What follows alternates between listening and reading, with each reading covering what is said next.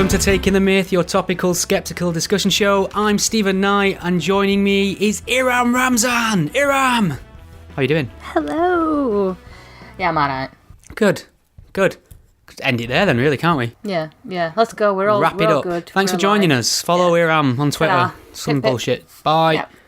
No, it's going to be spicy, as the kids say. It's going to be a good one, this, because we have in the UK, it's going to be quite UK-centric, I will warn you, to our friends across the pond.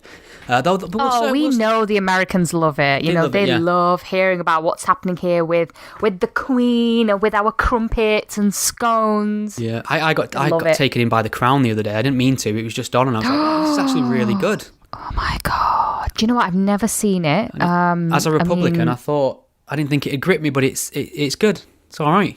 I don't think it's anything to do with whether you're a Republican or not. I think it's just about whether it's entertaining or not. And I've already got so many things on my list of things to watch that The Crown is not even a priority. I mean, I've just finished watching Sacred Games. Never heard of it. Oh my God! That's because you're racist. It's an Indian series. It's kind of a bit like 24, really. But with dancing. You know what? Like, we've got 24 hours to stop this bomb, jive in the middle of serving chicken tikka masala. No, it's really, really good. It's not Bollywood at all. I mean, two of the characters are massive stars, but it's just really, really gritty, set in India. Honestly, I would recommend it. And if you don't watch it, you're racist. I mean, if you don't believe me, I ask Michael Owens. I can't get over that. Yeah, I was thinking, who can I pitch a Bollywood version of 24 to now? I mean, surely there's a gap in the market. Having said that, though, with you saying, like, you've got too many things to watch, I've got too many things to watch. I've got too many things to read. I've got too many things to listen to. Does it create... It's too much. Is it too much? Choice paralysis? There's a real thing, I think. I think it creates too much anxiety. I mean, come on, right, obviously, first world problems. Yeah. This isn't a complaint here, but I get genuinely anxious. I've actually got DVDs and Blu-rays on my shelf that I've bought that I've not watched yet, and I reckon I will shuffle off this planet having a Kindle full of books I haven't read, a shelf full of films I haven't watched, and a Netflix watch list that I haven't completed. And can you remember the days? Do you remember the days, Iran, when there was just a show on once a week and you had to tune in at that time every week, and if you missed it and there were no repeats, it was game over. That was done forever. And ever. Simpler times. I know. Why can't we go back to those days? I mean, I guess all we'd have to do is cancel Netflix and just watch regular TV and uninstall iPlayer and too much hassle. Too much hassle. That's it. All right, well, that's the media roundup done with. But we've got a massive general election coming up. And have we? I've heard nothing about it. What I mean, politics. Are you registered to vote? I am doubly registered to vote this time, and it's interesting because this is a very different election. There's a lot going on. As a matter of fact, it's the Brexit election. We're not voting for Brexit anymore. We had the referendum. Leave came out on top of that. It's still yet to be implemented because reasons. Now, but that is the thing that is hanging over this entire general election. That's what's going to inform the outcome, I think, where people were on Brexit and what noises the parties are making in response to that. I voted Lib Dems last time because I cannot abide Jeremy Corbyn in any way, which we will get on to. I've voted Labour my entire life until Jeremy Corbyn took over that party and dragged it into the ground. So I voted Lib Dems at the last general election because basically on the issue of like secularism and faith schools, their policies were really good, and I thought, okay, I'll reward a party that's making an effort in areas that are close to my heart or issues that I care about that other parties don't seem to acknowledge. Plus the fact that I live in North Manchester, I'm in a Labour safe seat. It doesn't matter what I do, I'm Labour. Now this year, I can't vote for Lib Dems. Not a chance, because they're running on a mandate of overturning Brexit, which is, as far as I'm concerned, is anti-democratic. How do you feel about the choices on offer for the general public at this general election? It's a sorry state of affairs, isn't it? We're all between a rock and a hard place. Who the hell do we actually vote for? I have absolutely I can't stomach the idea of voting for Labour with Jeremy Corbyn and John McDonnell in charge. I can't imagine really voting Tory unless, I guess I have to, because they're the only ones who say they'll carry out Brexit, and this is sort of a Brexit election. Although we're told it's not just about Brexit, it's about the NHS as well, and it's about this, and it's about that, and it's about taxing more 80,000 plus earners and whatever. How long's this argument been going on? As a northerner, you'll be very familiar with this argument. It goes something like this. The Tories are going to sell our NHS. And the Tories go, no, we're not. Then that cycles round for the next 40 years, that argument, to the point where it almost feels like a conspiracy theory. But I mean, Jeremy Corbyn claims to have found some documents today that confirms this. And people are already going through it with a fine-tooth comb saying, actually, it doesn't say what you say it says, Jezza.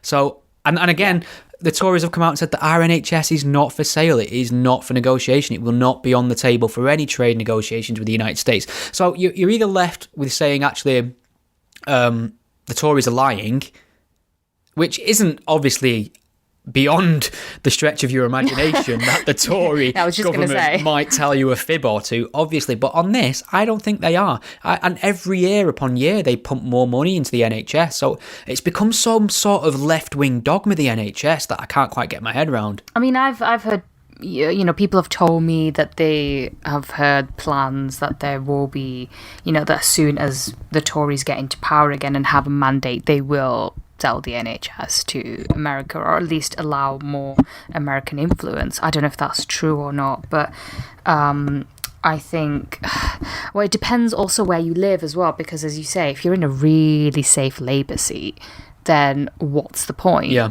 I mean, I think my area is very, very, has a huge Labour majority. Though, I mean, imagine if everyone thinks, oh, what's the point of voting? It's a safe seat. And they all turn, hang on a minute, I'm going to vote. That's it. The other issue is maybe a bit of complacency, because you have areas in, say, the north where they did vote Brexit, but they also won't vote for any other party than Labour. Or they might protest a little bit and vote for the Brexit party, which will take away votes from the Conservatives. So a lot of these areas that are very safe Labour seats are the ones that have voted for Brexit as well. So it's such a mess.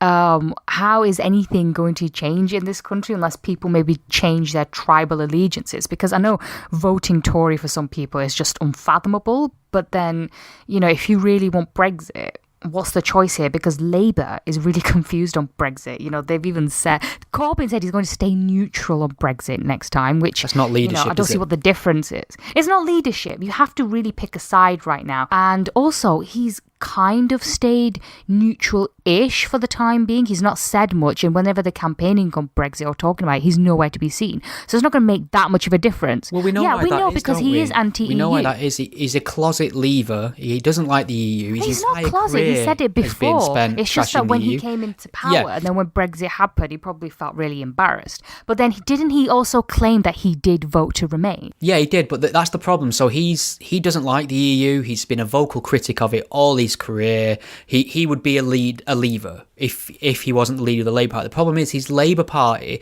their position as a party is Remain. They're pro-EU. So he's in a position where he can't say what he really thinks, but he can't in good consciousness wave the flag for Remain. So that's why he's saying, I'm going to stay neutral, which is not what we need. Going back to this tribalism thing, I think in terms of, I'm a northerner, I'm working class, we vote Labour, that's what we do in this area. It is so ingrained. But I think people might be coming out the other side of that, especially a few younger people. Also, this is really interesting. So my dad is in his mid-60s.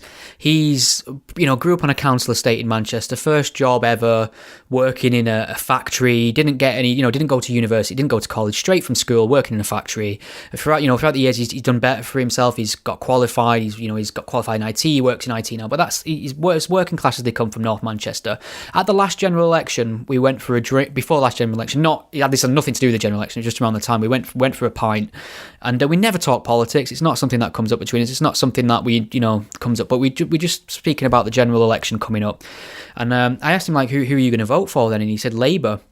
And I said, why have you decided on Labour? He went, well, because of Margaret Thatcher. So, you know what I mean? That's how deeply ingrained it is that's a woman from the 80s that did so much damage to Northern interest can still make somebody now, in the last few years, think that's why I'm going to vote Labour. However, I did see him the other week and he said he's voting for the Tories. So that's amazing.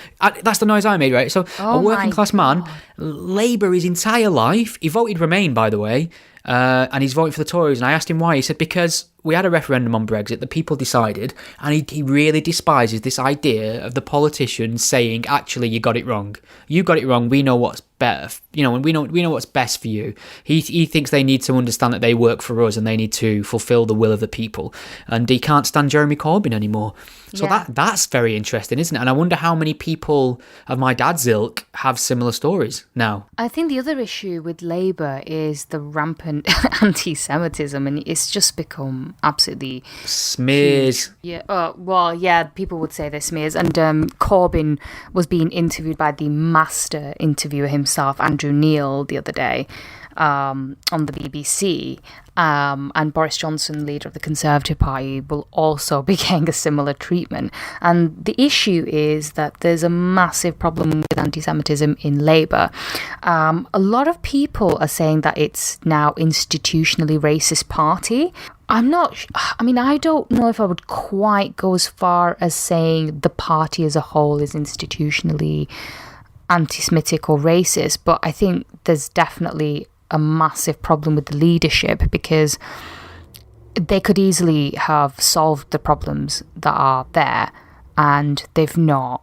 I think it is institutionally anti-Semitic, but there's a distinction to be made here, because anti-Semitism, although it is 100% racism, it's a different kind of racism. So if you've got a hatred or a dislike towards one particular ethnicity or group, it usually manifests itself in really ignorant ways. They've got a different skin colour, so they must be stupid. That person's Asian, so they can't drive. Stupid stereotypes like that. And you can spot that a mile off. You can spot some. When you're in the presence of someone who said something racist, and how uncomfortable, and I can't believe that ignorant buffoon just said that. The thing with anti-Semitism is it's kind of conspiratorial and it's pseudo intellectual as well. They weave these quite well-sounding arguments about bankers and lobbies. These omnipotent... Hollywood owns them. These omnipotent groups that have their fingers and everything. Israel are the puppet masters controlling world politics and all this. And the thing is, the far left, they don't think they're being hateful. They think they're right about something. I think they are anti-Semitic. It's just they're not. It's not coming from a place of cast iron racial hatred, which is how racism usually manifests. Like, there's a black guy in my neighborhood, I'm going to go and beat the shit out of him. It's not that kind of ignorant racism. It's a more smarter sort of racism, if that makes sense. It's not good. Intelligent people are taken in by this anti-Semitic narrative, and I just think so. Case in point, why are British UK Labour MPs obsessed with Israel? Why do they even care about BDS? Why are they banging on about Gaza? Now, I'm not saying that these things aren't important issues, but in terms of global politics, local MPs, my local MPs are posting about Palestine all the fucking time. And I'm like, what? It depends who their constituents are. I know a lot of them, if they have a lot of, say, Asian or Muslim constituents, they will have to speak about, say, Kashmir or Palestine. They will have to say something or the other about it eventually. So it's not... I'd understand if it was some MP in, I don't know, West Sussex, where there's no brown face, maybe, who's obsessed with Gaza, then I'd understand. But I think they equally feel like, because some of their constituents have these views or have raised this as a big concern of theirs, they feel like they have to speak out about it. In Oldham, like, I know both of the MPs there, because a lot of the a good size of the population is originally from Pakistan-controlled Kashmir. If something happens in Kashmir, they know they will say something about it. Maybe people will write in letters to them, so they have to maybe take a stand on it. And it's the same with Israel-Palestine. as well. So I don't know if some of them are genuinely doing it because they are anti-Semitic, or whether they come out with a position because they think, oh, hang on, my constituents are raising this, maybe I need to say something about it. Although there are some instances where some MPs have sort of, gone above and beyond all that. So, like Naz Shah, the MP for Bradford West, she had put up a post on Facebook a couple of years in Israel into America. To her credit, she did apologise for it, and a lot of people have allowed her to move on from it because she's not said anything really bad since then. So yeah, well, a couple of people as well, they'll be saying, going back to the issue of how complex anti-Semitism, in terms of how devious it can be and how pseudo-intellectual it can be. People will say to me, point to where Jeremy Corbyn's ever said anything anti-Semitic. They want me to find Jeremy Corbyn saying, fuck the Jews. You know what I mean? Oh, yeah, that's how high the bloody bar is for them. And I'm like, it's not like that. But I can point to a career, a lifetime of this man siding with murderous anti-Semitic theocrats without blinking twice, while slapping them on the back and endorsing their movement, and defending and blatantly anti-Semitic murals.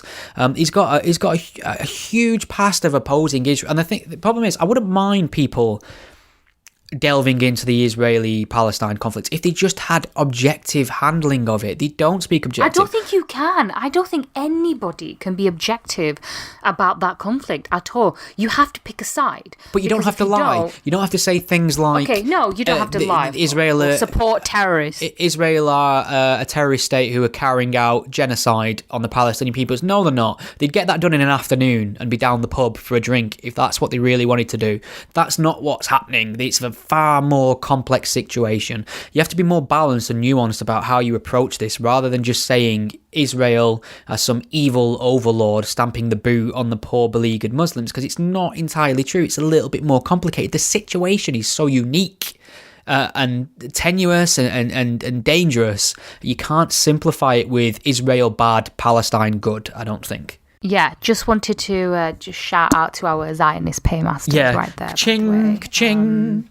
But, I watched some of that interview between Corbyn and Neil, and, he asked him, would you like to you said apologise? interview, I think you mean massacre.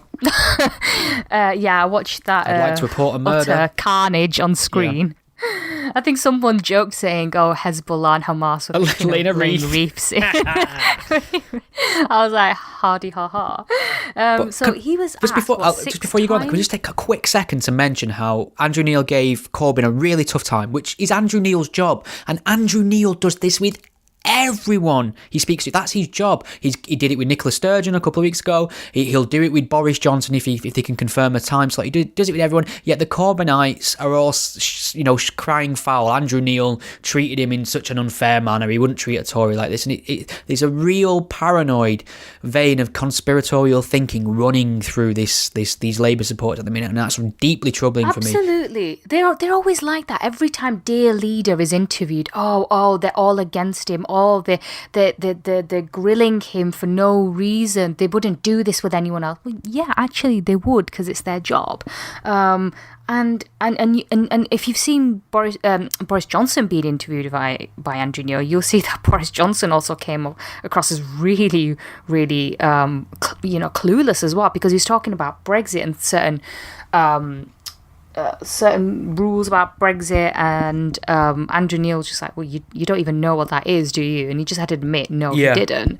So it is his job to do that, and that is the point of the presenter, to go through every single policy, because at the end of the day, you want to know who you're voting for and what you're voting for, and how these parties are going to fund it, for crying out loud. Like,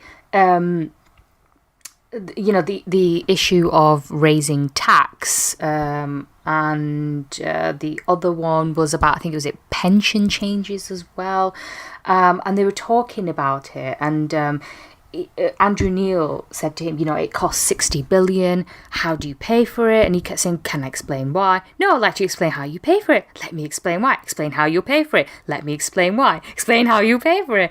And on and on and on and on. And then his eventual response was, we'll pay for it because it has to be paid for. Yeah, I mean, but how? This is really interesting. So he got a grilling, but the questions he was grilled on were really low-ball questions. They weren't loaded questions. It wasn't traps. Jeremy Corbyn has announced It's that... simply how are you going to pay for this He's policy? announced that he's going to back pay women who were shortchanged by pensions years ago. He's going to back pay that.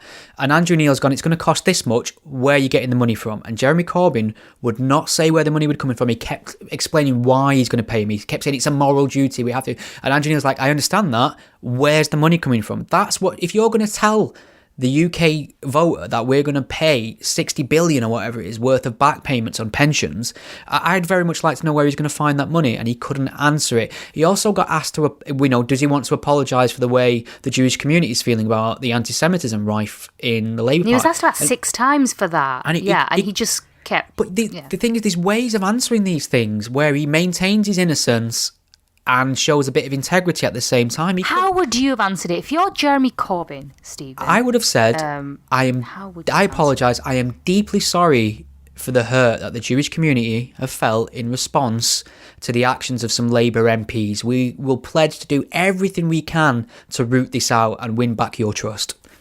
Done. How fucking easy is that? Enough. How easy is that? I've apologised, I've reassured, and I've not admitted any anti-Semitism myself.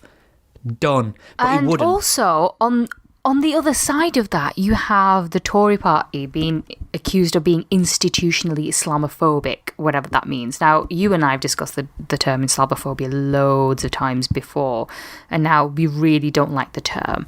And, leading this charge is the Tory peer, Saida Warsi. I don't know if you saw, but she did an interview for a newspaper, and her quote was, "It feels like I'm in an abusive relationship." Fuck me. And it's like, I know it's become all about her. It's just all about me. I feel this, I feel that. I'm saying this, I'm saying that. Because didn't she leave the Tories because of the Israeli Gaza Palestine? That conflict. I think that was the excuse given. I don't know if that's actually what happened there, but since then she's been able to claim some sort of moral high ground, because before that she wasn't really popular, and then when she resigned over this Gaza situation, supposedly, then I think she managed to win herself in the eyes of a lot of British Muslims, and now she's just been talking about Islamophobia non-stop. And now what's happened is, when everyone talks about anti-Semitism in the Labour Party, they're very quick to say, but what about Islamophobia? What about, it's a lot of whataboutery, really. What are you doing about the Tory party Islamophobia? What about that? And, a lot of people point out Boris Johnson's remarks about the niqab, was it last year? Yeah, it was last year. He compared women who wear the niqab to looking like, bank robbers and letterboxes. Bad thing to say, but he's right. As I said at the time, it's not, maybe he shouldn't have used those exact words, but is that exactly evidence that the Tory party as a whole discriminates against Muslim members? And also, what happened to being able to criticise a garment that is fundamentally anti-woman? Well. I mean, it's not even just conservative people. No, a conservative garment I would describe as something maybe covering your knees, or okay, so it's extremist, but it's fundamentalist, isn't it? It is. It's fucking misogynist, it's fine, you can choose to wear it if you want to, although I don't know what choice there is to wear that, but I don't think we should excuse this garment at all. But anyway, yes, Boris Johnson made those remarks, and I'm sure in the Conservative Party there are some really nasty pieces of work. Absolutely. Just like there are in all parties, because the thing Fuck is, the Tories, every party, by the way, just want to get that on record. Every party is going to have some policies you don't like. Every party is also going to have really horrible members, whether they're councillors or MPs. They all have them, who have said really bad things. And if a party's got policies you don't agree with, then you just don't vote for them. And I'm just finding it really difficult to get this idea of the Tory party being maybe institutionally Islamophobic, because I don't think there is such thing as Islamophobia, for a start. I don't like that word. But the thing is, a lot of you haven't had the Conservative Party leaderships sharing a platform with terrorist organisations. Now, if Boris Johnson or Joe Swinson shared a panel with, say... National Action, or, I don't know, Richard Spencer... then fine, you could say there's a massive problem in the Tory party because you can see that being sanctioned at the top. Why don't people see Hamas in that light and Hezbollah in that light? It's the brown card again, isn't it? It's this intersectional hierarchy that is poisoning everything. Principles get abandoned immediately because if you had a white Western group that shared the values of Hamas, well, they'd be illegal in the UK for a start. They'd be a proscribed group. They would not be able to, advocate for the genocide of Jews, for instance, or engender the idea that suicide bombing is a valid tactic against your enemies and things like that. But for some reason, because they're seen as beleaguered minorities, we throw our principle out the window. And I get called racist for going for fundamentalist Muslims, and I'm treating everyone the same. I'm going for fundamentalism wherever it's coming from. I'm not suddenly just turning a blind eye because it's coming from a group of people who don't look identical to me. It makes no sense that everything has to be filtered through skin colour. It's the least interesting thing about a person, to me, personally. I don't think anyone could truly be colourblind. I mean, we do notice things like that, but at the same time, I think... I know it. I just don't care. Our kind you know what I mean? People say, you get these stupid progressives who go, I don't even see colour. Yes, you do. You're lying. It's all over the face. How can you not see it? It's just, I don't care about it, if that makes sense. Yeah. I think we should really be judging people on their ideas, for crying out loud, I mean, if a white person has nasty racist views, then they're condemned for it. If a brown person has those views, they shouldn't be given a pass because they're brown. They should be held to the same standards. Is that too much to ask for? It's the bigotry of low expectations again, which is a form of racism. But I wanted to circle back to something because on the last podcast, we sort of speculated on how Jeremy Corbyn would react to the news of al-Baghdadi's death. Oh, yeah. Americans. And...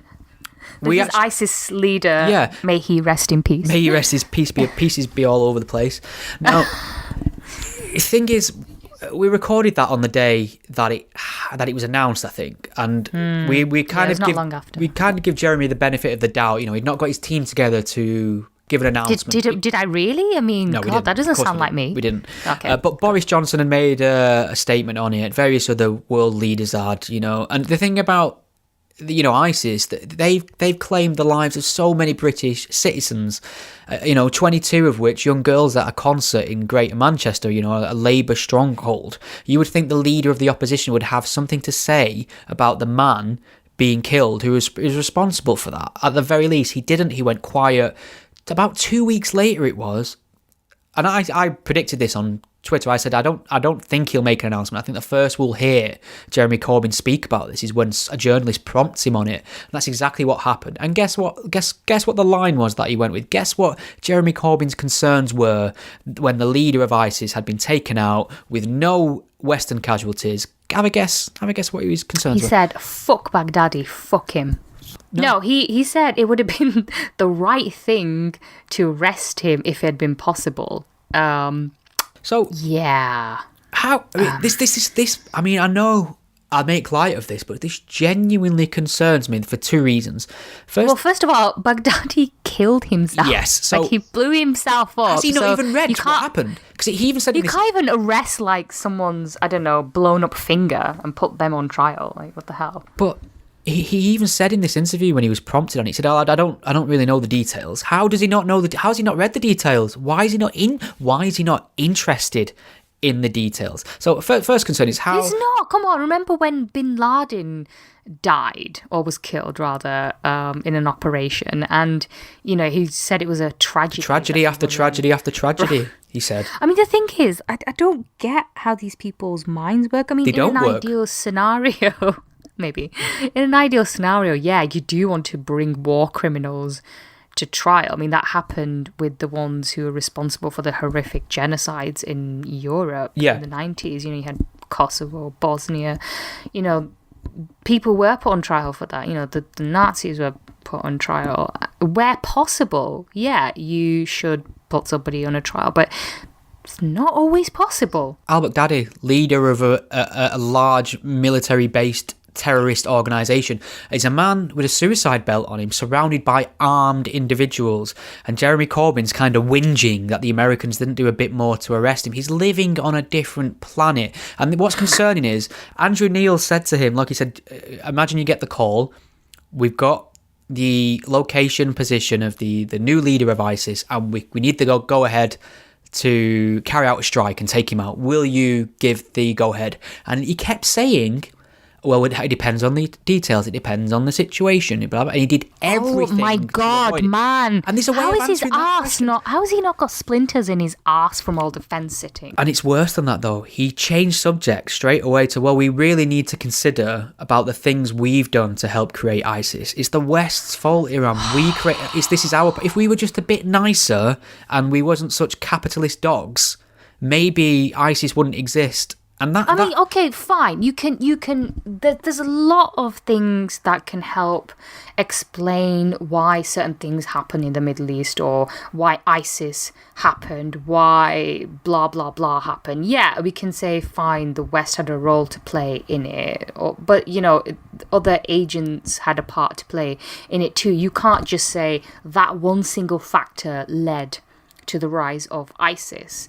And also, I mean, what is the West supposed to do because of all this? Like, just should we just get a massive suicide belt, strap it all over Europe, and just press the button because, you know, Europe has caused the most problems in the world. You know, Europe is to blame for everything. The West is to blame for everything. Yeah.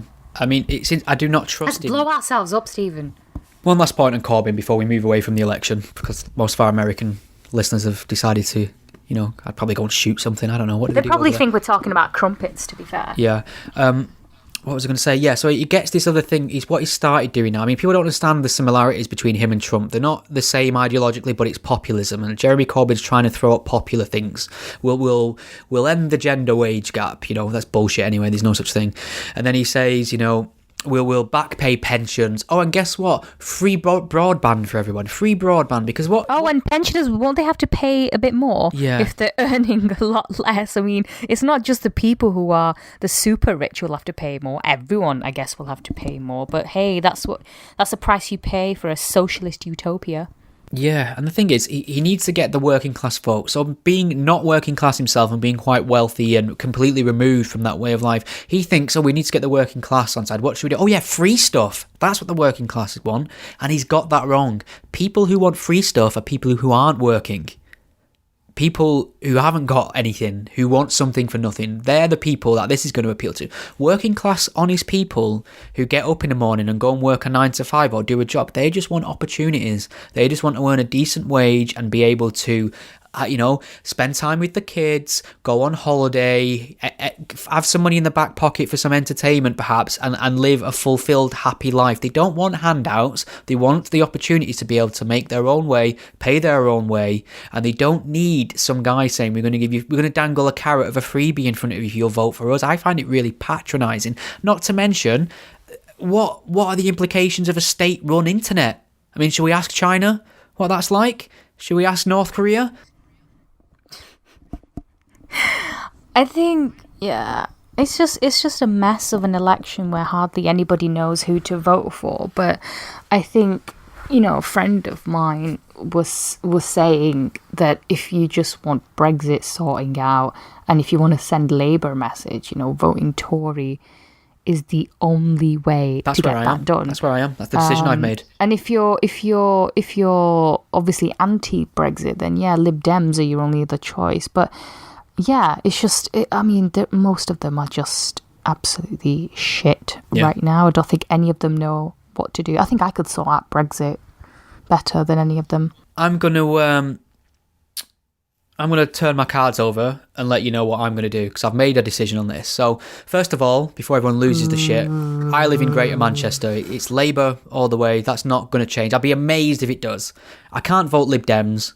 because they're campaigning on a reversal of a referendum. So this entire debate on principle comes down to who would you prefer at number 10, a wanker or a complete wanker? So I'm going to have to go for the wanker, which is Boris Johnson. Now I'm going to vote Tory. I've never voted Tory my entire life. I've always been Labour, voted Lib Dems at the last election. I'm voting Tory, 1, because it won't matter, and 2, because it's a decision on principle. I'd rather have Boris Johnson, as terrible as he is, versus how awfully appalling Jeremy Corbyn is. Now, my game plan on this is get a Tory government in number 10, let them get this Brexit thing over the hill so we can start focusing on real, actual policies that help, British people, help the economy, social services, welfare, things like that. Get them things back in the purview again.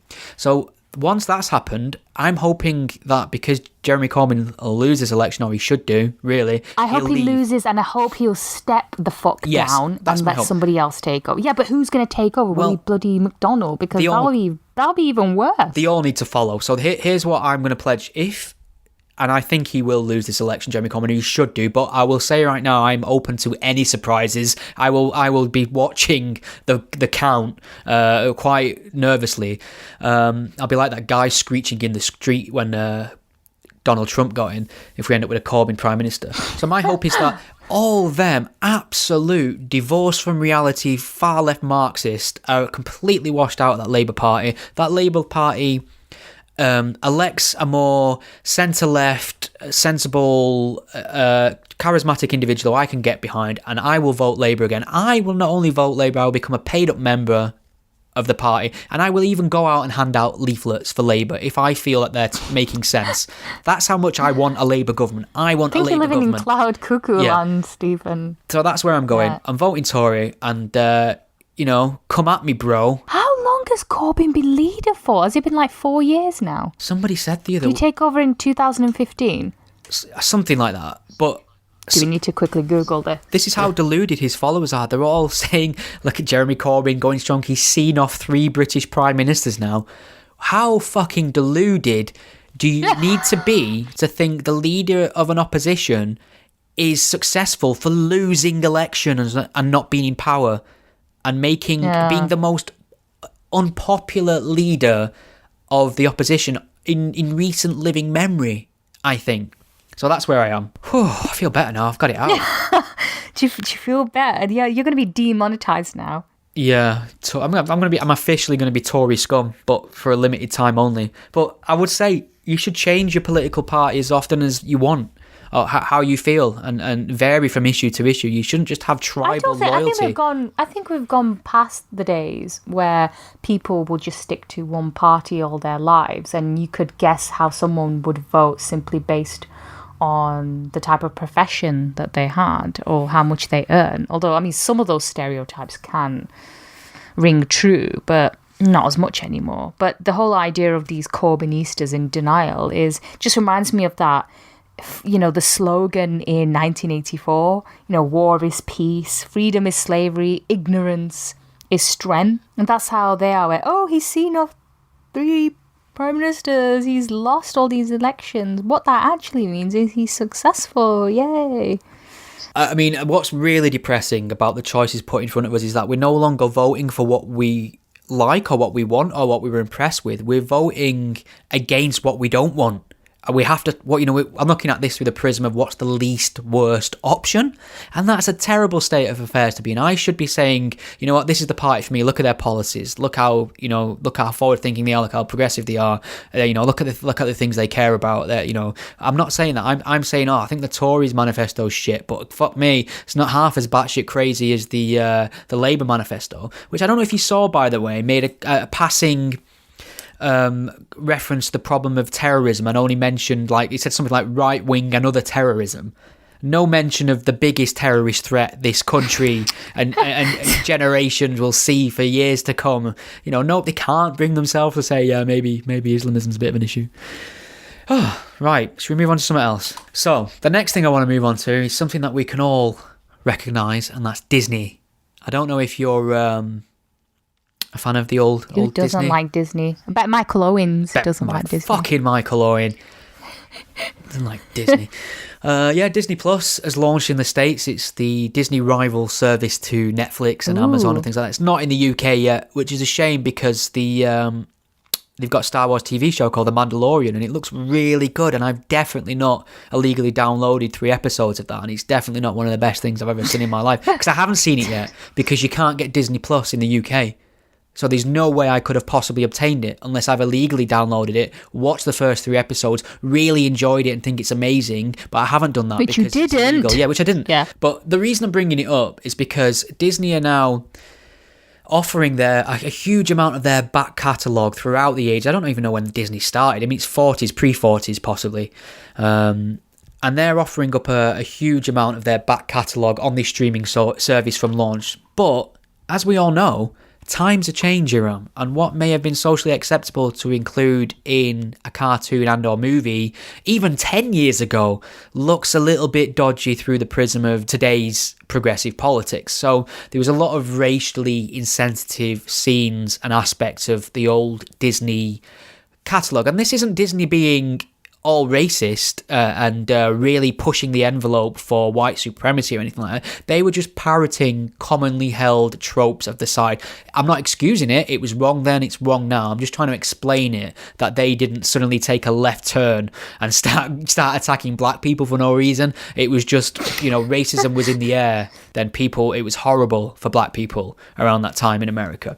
So what they've decided to do, and I shall read the headline, and this comes courtesy of Digital Spy: Disney won't include racially insensitive scenes from these classic movies on its streaming service, Disney Plus. So I thought they'd only added warnings about these crude scenes and stereotypes. I didn't realise they were actually going to remove this the is a different story. scenes. So a while back they released Tom and Jerry on, I think it was Blu-ray or a format, and I think they actually got Whoopi Goldberg to introduce it and say, look... Wasn't it Warner Brothers did that? Warner Brothers added warnings to its old cartoons. It's not Disney. No, Warner Brothers did that. Warner put a disclaimer in front of the Tom and Jerry scenes, and then that's it.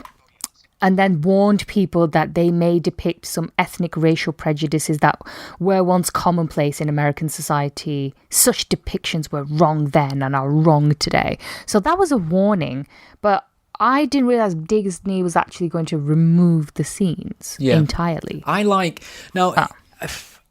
don't feel particularly strong about this either way, but I have a bit of an aversion to tampering with something. There's certain films that have, over the years, they've added or excised from them and released final special cuts where they've tweaked special effects and updated it. Now, I don't mind that so much, so long as they include an original untampered version of it. However, this is slightly different because it's not about improving the pace of a film or improving the aspect ratio or tightening up the special effects or including additional scenes. It's actually removing something for a ethical reason. So I suppose that's a different kettle of fish in a way. So how do you, I'll try and find an example of some of what we're talking about here. So there's a scene from the original animated version of Dumbo featuring a crow named Jim Crow. Oh, yeah. So that's obviously named after the laws, the legalization of segregation in the States after the Civil War. The character wasn't in Tim Burton's remake of Dumbo, funnily enough. So there's loads of little things like that. And I don't know, could you get away with just an introduction, a disclaimer, or do you think we should just put them down the memory hole, keeping on the topic of 1984? A lot of movies do have warnings beforehand anyway. Every time you watch a movie, they'll say, this will contain scenes of whatever. Yeah. And then, anything in this is purely fictional, not intended to resemble anyone, blah, blah, blah. I would have thought that a warning would be enough, but I think we've got to that point in society where everyone's being so progressive that they want to just remove all traces of anything that's not acceptable or woke enough. Yeah. I don't know how I feel about that, because I'm not going to go to war about it, but I think I'm not really angry about it, but I just think, well, what's the point? And also, these things were a reality back then, and also, doesn't it serve as some sort of, I don't know, isn't it an important part of our history? Yeah, it's revisionist, isn't it? As well. It is. at the time these things were normal, and you can say that the movie, you know, these things were completely normal back then, which are not now. So having a warning, I understand. I suppose. And also, there's another dimension. but I mean, I wonder if maybe if, say, a child was watching this program and thought, "Oh, is that normal? Is that acceptable?" But you know, how much do children watch something like that and then decide, "Oh, that's true"? I mean, does someone watch Aladdin and think that all Middle Eastern people fly on magic carpets, for example? They don't. Yeah, no. I think that's a great point about the kids. That does add a different dimension to it. So you're almost providing outmoded tropes and serving them up to young, impressionable minds. So there is a slight ethical concern there, I agree. But there's something else that they've done as well, which is slightly different, but it's under the same revisionist emphasis. And that's, I don't know if you've seen Toy Story 2.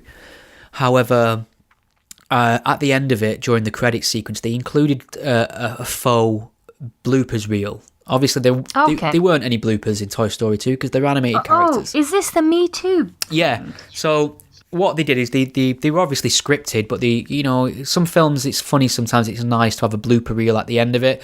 Toy Story 2 thought they'd kind of ape that that kind of tradition, and they made a fake one of the animated characters goofing their lines or things falling down in the scene and things like that. And one of them was the farmer character, and I think he might have been speaking to like Cindy dolls. And I think the emphasis of it was that, I did see this the other week and I've completely forgot it, so I'm paraphrasing, check it out for yourself. But he was making noises to the tune of, I can get you a part in certain films, or I can help your career. It was very seedy casting couch rhetoric. It wasn't explicit, obviously it's still a kids film, but it was heavily implied.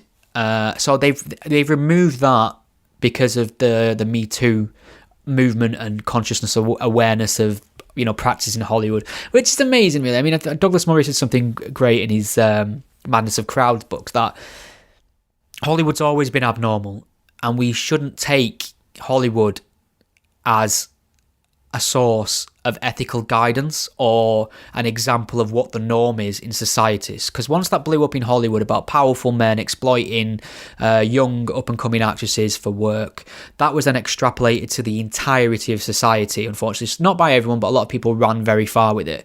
And, the point is that Hollywood is its own rare beast, and you shouldn't really be looking to actors and actresses and multimillionaires and people like that for moral and ethical guidance. But how do you feel about that little thing being removed from all future versions of Toy Story 2? Getting in the big topics today, aren't we? But the thing is though, it's inevitable now because of how we are, all this progressive stuff, all this woke stuff about how we don't accept these things anymore. I just can't, I can't see any other way now. I think this is the reality that we're in, that Murray highlights in his book. That's just the way we're all headed towards, unfortunately, or fortunately, depending on how you look at it. I remember Ricky Gervais saying he's very conscientious about his jokes, and he says he uses this term, he wants to make them bulletproof. He wants to make sure that they, he has a solid explanation for where he's going, why he's going there, what the target is and what the reason is, what the punchline is, etc. But now in this climate, he says he has to try and make his jokes bulletproof for the future, for what might come in the next 10 years, for what might, because we'll all be blindsided by something. Everything. This is the problem. Our generation and our liberals at this point in time think they've got all the answers and they're virtually superior, and they don't realise that people who did some of the most horrific things that we turn our nose at back then had the same mentality. They had no idea the widespread harms they were doing. We know now, and we look back aghast in horror because we've got, hindsight's 2020. But there's definitely things we are doing right now, you and I, not intentionally, or maybe intentionally, but we don't think it's ethically murky, that will come back to bite us in the arse in the future. Future generations will look back at things we've done and be just as annoyed as we are looking back at certain things. And I think people need to understand that. Yeah, but I'm not that hopeful. I just know what trajectory we're going in, to be honest with you. Well, keeping on films, there was a rather large movie-related incident in the West Midlands recently. And I don't know if you remember, on the last podcast, we were talking about people banging this drum about we should be expecting violence at the Joker screenings because, white supremacist incel males, etc. Nothing happened at all, apart from people celebrating the film. It's made over $1 billion now. More people have been to see that film than any other film in recent memory, and without a hitch, no issues. However, there was a screening of another film in Birmingham recently. I don't know if you want to tell me what happened. Yeah, so I've not seen the movie, but it's called there's Blue Michael Owen, Story. so it's fine. Yeah, she asked Michael Owen what he thinks. A fight basically broke out at a Vue cinema in Birmingham. So a bunch of young people, some of whom were armed with machetes, sparked a massive police operation at the Star City multiplex, after which 5 teenagers were arrested, and it's thought about 100 people overall were involved. And the screening of this movie is Blue Stories. It follows the life of childhood friends who get caught up in gang warfare. So basically, it's about how bad it is to get involved in a gang. And as a result of this, the cinema decided not to screen the movie temporarily. And, when they decided they said they would have increased security. So it was Vue Cinema, and I think Showcase Cinema also decided it would have increased security. But I believe there were supposed to be about 24 separate incidents where this had happened, where people had just gone into this massive brawl because of this movie or outside the screening of this movie. And I don't know if they were genuinely linked or the details were really scant, weren't they? They just referred to them as incidents, and one of them I tried to do a bit of digging and see what these incidents involved, and I could only find a description of one of them which amounted to basically a bunch of youths sneaking in the screening, which happens all the time, unfortunately. That happens all the time. And also, don't forget, the young people who got arrested were actually quite young, and they wouldn't have been able to get into the movie anyway, which was for 15 and above. So I don't know why the cinema just made this causal link. And I mean, there was this reformed gangster also who's from Birmingham, and he actually came out and said the film was quote unquote stirring up violence. So he actually came out and condemned the movie, but obviously the people who made the movie were saying it's actually a movie about love, it's not about violence at all. But I think a lot of people would try and blame movies for this type of behavior. I think back in 2012 there was a mass shooting in America during the screening of a Batman movie. I mean, 12 people died because of that, but it wasn't taken off the cinema, the movie. It just stayed there. Yeah. So why was it decided to take this movie down as opposed to say something like that where people were shot and killed? You know what's interesting? After that Batman screening in Aurora, the mass shooting and the person who was arrested for that, is it James Holmes, is he called? I'll just have to double check that.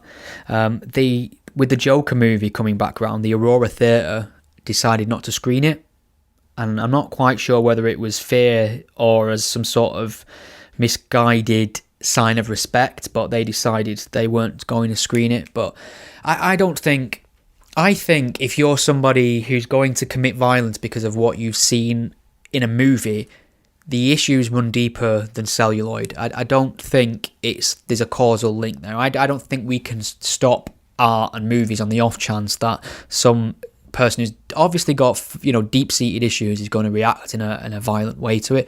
But it was just interesting that what happened here, Vue cinemas were noticing an increased number of incidents. Many of them, I mean, the one in Birmingham, hugely serious, and decided it was all happening around this one film. So they made the logic. I mean, there is a logic to it in a sense. They thought, we'll just stop screening this film then, because it's obviously, for some reason that we don't know why, it's attracting undesirables. Right now, that I mean, I can't really figure out the link between that. I mean, I'd like to know more. I mean, I don't know if you found any more evidence of this, or if people listening can help us out with this one. I just think they made a logical inference. Imagine you run Vue Cinemas and you've got a finite amount of staff, a finite amount of resources, and it's kicking off in this one particular film every time. And not only is it kicking off in this one particular film every time, it's also scaring other people away who aren't watching this film. I think a few kids were caught up in it. They'd gone to see Frozen 2 and they got caught up in a bit of the violence as well, which is scary. So, some bigwig at the top is going to look at the causal, look at the correlation between the violence in that movie and just go, you know what, stop showing that film for now until we figure out. I can see the rationale. I don't agree with it. It's not a decision I would have made, but I can kind of see the knee-jerk panic reaction. I suppose if they increase security, maybe. But it's just costs as well. Is that reason? Yeah. It's depressing. Sign of a time. I mean, I do kind of feel sorry for them because they're obviously. I mean, a lot of these cinemas will be understaffed as well. I feel sorry for the filmmakers. Here's another dimension of it, though, because when the Vue Cinemas banned this film purely for the reasons that people were coming in and kicking, taking swipes at each other with machetes and fighting all the time, they got called racist because, first of all, the film is about gang culture, about black gang culture, and second of all, the perpetrators of these incidents, especially the Birmingham one, I can't be sure on the others, have been overwhelmingly non-white because, as we know, Birmingham is quite a diverse area. It's heavily it's vibrant. There's a huge black community. There's a huge Muslim community, and the perpetrators or the people that were causing trouble just happen to be of a non-white persuasion, right? So I'm thinking, but we're always banging on about representation in films or giving the black voice. So here we have a film that comes along. It's getting into mainstream cinemas. It's got a predominantly black cast from what I can see. It's giving a voice. It's giving to certain issues which could be quote unquote black issues in a sense. It's employing black filmmakers, black actors, etc. It's attracting a black audience. And what happens? They trash the place up and the film gets pulled out of the cinema. So yeah, they're accusing the cinema of being racist because they said, why are no other movies pulled? The Batman movie wasn't pulled, so why was this? Oh, because it portrays black people in this movie. If they had a racist anti-black bias, they wouldn't screen the movie to start with. That's not it at all. Yeah. It's such a simplistic such a simplistic conclusion to make that. It is. And also, don't forget, we're always saying that something should be done about gang violence. We've seen in London so many fucking stabbings. Like, there's a stabbing nearly every day, and it's probably the highest it's ever been. And we're always talking about, well, let's understand the root causes of this. And this movie set in South London in two different areas which were known for their gang rivalries. And I think part of the movie is about maybe challenging the reasons why people join gangs and basically just what it can cost you. I've not seen the movie, but that's what I hear. I don't know if you've seen the movie though. I haven't, but I'll put it on my list. We'll send it to Michael Owens as well. I'll let you know. So we're always send it to Michael Owens. Exactly. So we're always talking about how we should understand the reasons behind gang violence. So surely, if a movie which portrays the downsides of a gang, I can't see that doing any harm. Movies play a role. Popular culture. A lot of this gang. I don't know if it would make that much difference because I can't imagine anyone in a gang just suddenly watching a movie and saying, "Oh, well, gangs are bad. I think I'm going to reevaluate my life." But yeah, I'm not saying it's the be all and end all. I think popular culture and entertainment does play a part in shaping our understanding in a sense. A lot of these gangs. And their rivalries, they're steeped in pop culture anyway. Yeah. A lot of the time, and it kind of, it might just change the mind. If it shows how gang life inevitably leads in tragedy and death and misery for those you love if you manage to survive. I can't see that being a bad thing to get that message across, but. I feel that Vue Cinema would have made that decision on any movie had it caused the same amount of carnage. Yeah. You're right. I think it was more of a knee-jerk shit. What do we do about this? Okay, let's just stop showing the movie. Full stop.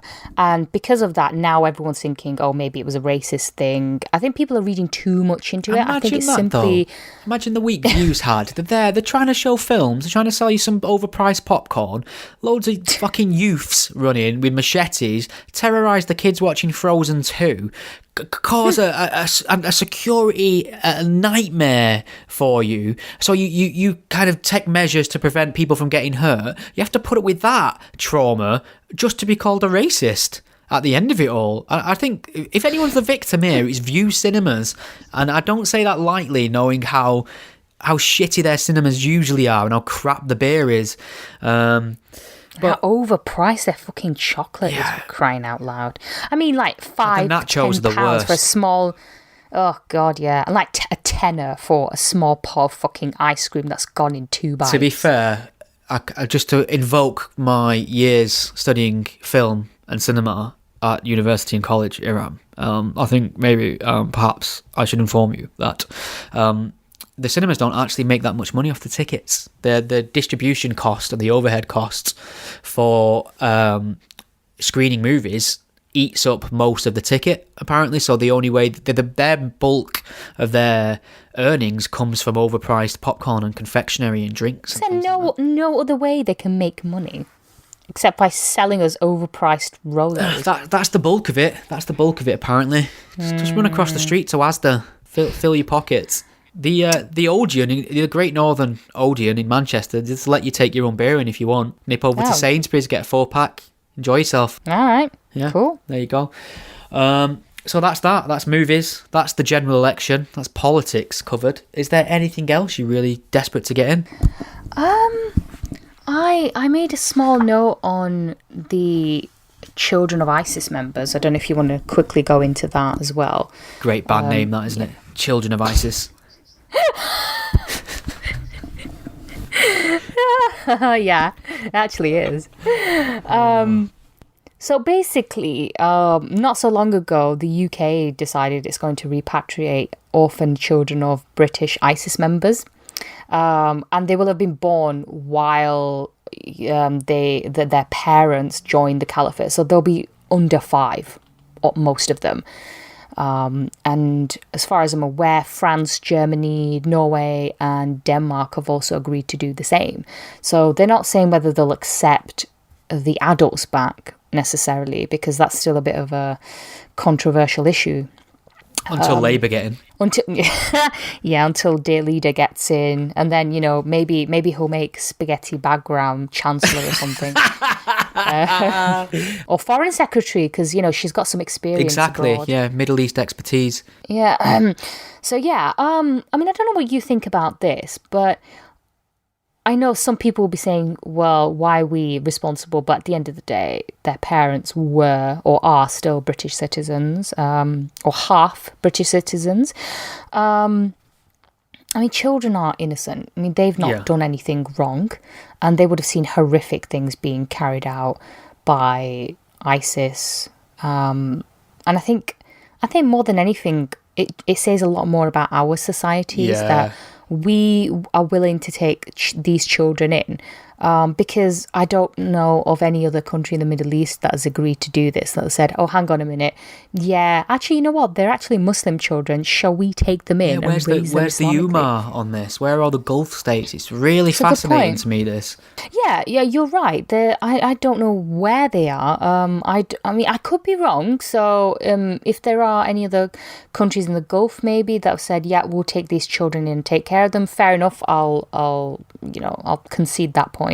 But I think, as much as we like to, as much as like Corbyn likes to blame the West for having created ISIS maybe and every other conflict in the Middle East, I think we also need to really remember that we're good countries at the end of the day, and our societies as a whole are quite welcoming. We understand that these children are, they're really young, they're vulnerable, and they need our help. They did the same when the children during the Second World War needed to come in to flee Nazi-occupied Europe. We took in those children because we realised, we have a responsibility as well. And we've done the same here. I know some people might still think, well, why should we take them in? But where else are these children going to go? And I think that's what a good society does. It takes care of its most vulnerable. Well, I think you've made a brilliant point there, because we are a better society for it. I don't think in any way, shape or form we are obligated to take in orphan children from a battlefield. I think we make that our problem because we are a better society. It's the right thing to do. It's a good thing to do. I'm all in favour of it. These kids are innocent. They've not done anything wrong. Someone's got to take them, and we can say, well, we don't have to, and we don't have to. But, we can. So we can, and also because some of their parents are British citizens, then obviously they might have other citizenship. If Spaghetti Bagram, she married a Danish fighter, so her children would also have been eligible for Dutch citizenship. Yeah. But I think it's the right thing to do. If we can take them in and look after them, I wouldn't want them to fall under the radar somewhere. They would need a lot of care and attention, I think. If we can provide that, then great. I think so. I totally agree. Look at us, far-right fascists, saying that we should bring home poor Muslim children into the UK. As long as they're not given a vegan diet.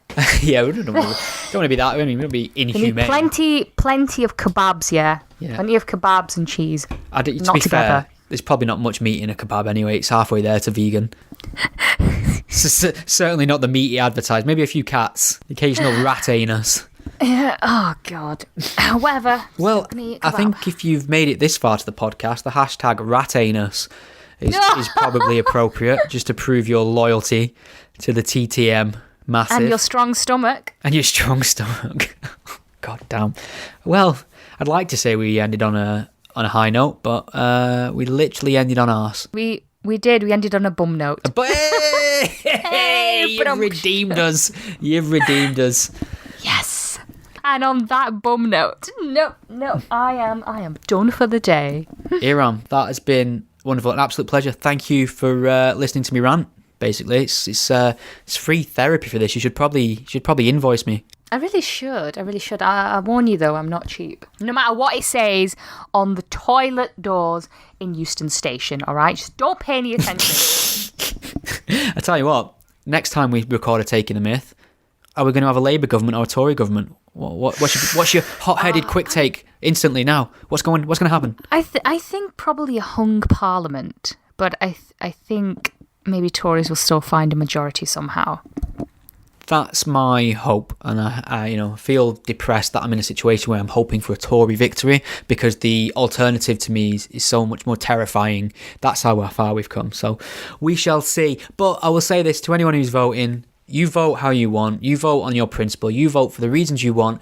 Don't let anyone shame you into voting the way they want, or shame you for the decision you've made. It's one person, one vote. It's your democratic right to make the wrong decision and vote for Corbyn. Okay, Chairman Stephen, thank you very much. Good day. Cheers, Iram.